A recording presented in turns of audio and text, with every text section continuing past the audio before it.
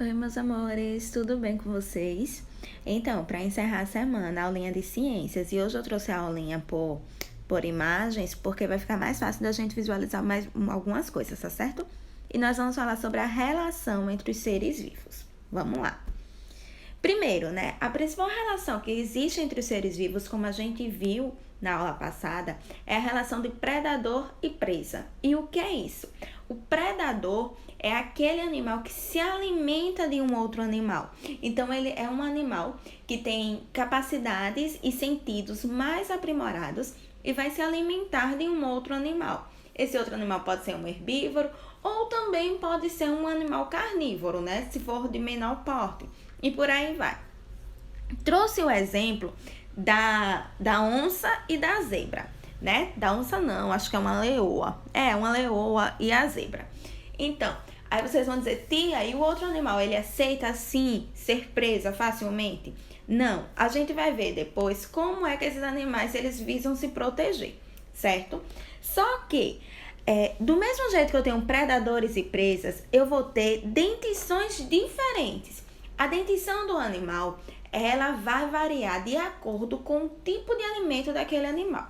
Um animal herbívoro, ele não tem necessidade de ter dentes largos, de ter dentes pontiagudos, de ter dentes para cortar ou para perfurar alguma coisa, porque ele vai se alimentar de plantas. Então ele não precisa disso.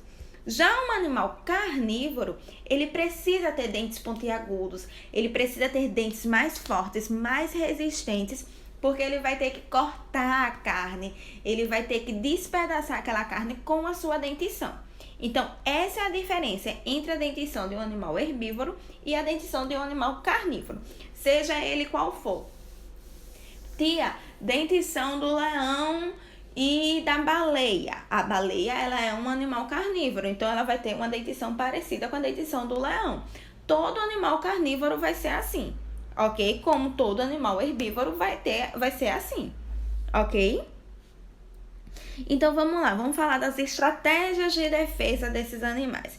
Primeiro, tem uma estratégia de defesa bem simples, certo? Como é o caso do gambá. Eita, tia, o gambá Por que eu trouxe o exemplo do gambá? Existem animais que, ao se sentirem ameaçados, eles liberam odor desagradável e faz com que os seus predadores vão embora. Os seus predadores sentem aquele odor ruim, né? Sentem aquele cheiro ruim e eles desistem de caçar. Também existem animais como o porco-espinho, como o ouriço do mar, que ao se sentirem ameaçados, eles liberam espinhos e quem for caçá-los, né, quem for predador deles, vai ficar prejudicado. Olha aqui a fotinha que eu trouxe. Coitadinho desse cachorro, olha, foi se alimentar de um porco-espinho, ficou assim. E do mesmo jeito que os animais têm, as folhas também têm. A gente tem que lembrar que as plantas também são seres vivos. E as plantas, ao se sentirem ameaçadas, elas também vão liberar algumas coisas. Por exemplo, eu tenho planta, como é o caso dessa folha aí, que é a folha do carvalho, que ela libera substâncias que tornam sua digestão desagradável. Então, o animal que come ela vai vomitar, vai ter dor de barriga. Então, isso vai fazer com que aquele animal não vá mais comer aquela folha. Mas eu tenho outras estratégias de defesa também. Olha essa imagem, essas imagens, olha.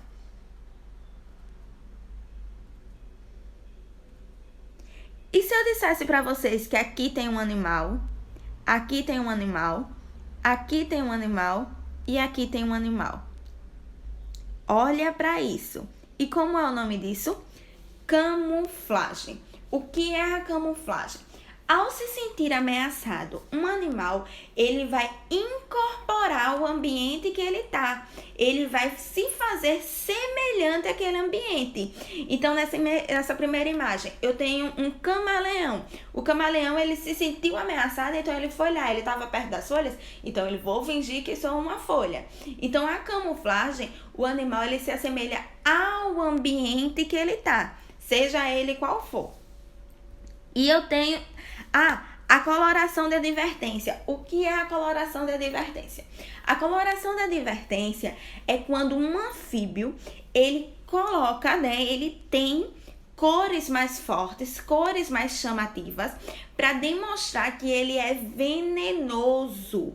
Então, se eu sou um predador de um anfíbio e eu vejo esse anfíbio aqui, que ele tá com umas cores mais chamativas, eu não vou caçá-lo, porque quando eu for caçá-lo, eu sei que tem alguma coisa estranha nele. E o que é que tem estranho nele? Que ele tem muito veneno, certo? Ó, aí do mesmo jeito que eu tenho a camuflagem lá, eu também tenho um mimetismo. E o que é um mimetismo? Vou mostrar as imagens, depois eu explico.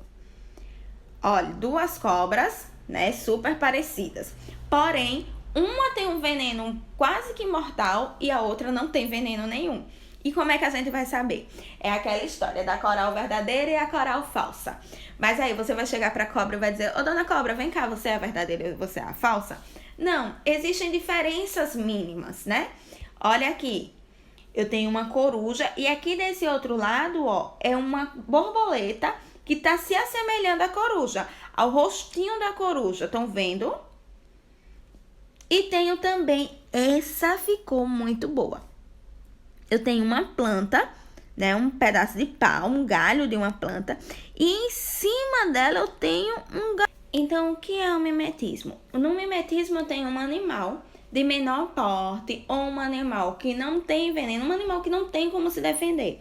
E ele vai se assemelhar a um outro animal ou um outro ser vivo, de modo que ele passe imperceptível, que não tenha diferença, que as pessoas tenham medo dele. A coral falsa e a coral verdadeira. Existem pouquíssimas diferenças entre elas. Porém, se uma pessoa vê uma coral, vê uma cobra, seja ela falsa ou verdadeira, você não vai lá, você não vai dizer: oi, dona cobra, a senhora é a verdadeira ou é a falsa? Você não vai falar isso. Então, você vai fugir, porque você vai ter medo. E sendo que a coral falsa, ela não tem veneno nenhum, não tem capacidade nenhuma. A coruja é um animal que pelos olhos esbugalhados, né, aquele olho grandão, ela põe medo em outros animais. Então, quando a borboleta ela se abre, ela adquire o formato do rosto de uma coruja, os outros animais vão ter medo dela também. Então, no mimetismo, os animais eles vão se assemelhar a outros de maior porte, seja outros animais ou seja até mesmo uma planta. Na camuflagem, o animal se assemelha ao ambiente que ele está. Se ele tá na água, ele vai se assemelhar à água. Se ele tá perto de folhas, ele vai se assemelhar à folha. Se ele tá na grama, vai se assemelhar à grama. E assim por diante, ok? Então, meus amores, era isso. Obrigada. Bom final de semana. Beijos. Até a próxima.